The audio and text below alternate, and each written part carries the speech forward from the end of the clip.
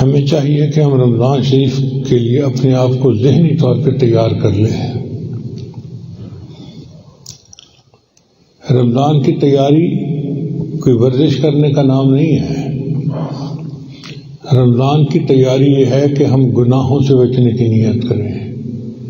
3 گناہ ایسے ہیں جو بندے کا انجام برا کر دیتے ہیں۔ پہلا گناہ غیر محرم کی محبت، جس دل میں بھی یہ ہوگی اس کا انجام برا ہوگا۔ دوسرا، جو بندہ حرام غذا کھانے کا عادی ہو،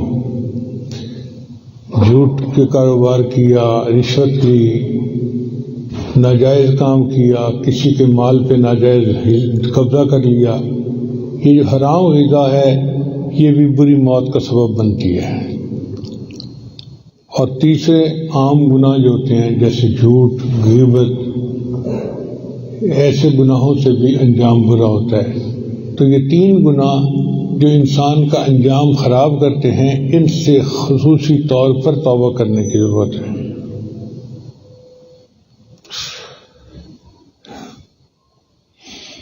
سیل فون کے غلط استعمال سے توبہ کی نیت کر لیں۔ جو صاحب حیثیت لوگ ہیں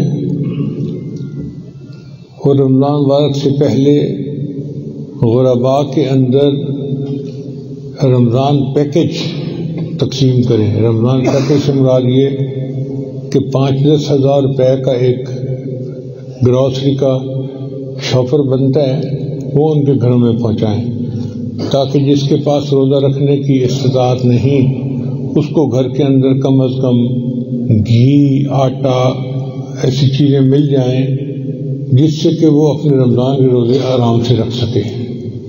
یہ ذمہ داری ہے ان لوگوں کی جن کو اللہ نے ضرورت سے زیادہ دیا ہے۔ اگر وہ اس ذمہ داری کو پورا نہیں کریں گے تو اللہ تعالیٰ ان سے وہ نعمت واپس لے لیں گے۔ جو مالکان ہیں، فیکٹری کا مالک ہے، کاروبار کا مالک ہے، ان کو چاہیے کہ وہ مزدوروں کے اوپر نرمی کریں۔ رمضان شریف کے اوقات میں وقت کی نرمی کریں۔ 1-8 گھنٹہ اگر کام کم ہو جائے تو کوئی فرق نہیں پڑتا، مگر روزے دار کو آسانی ہو جاتی ہے روزہ رکھنے میں۔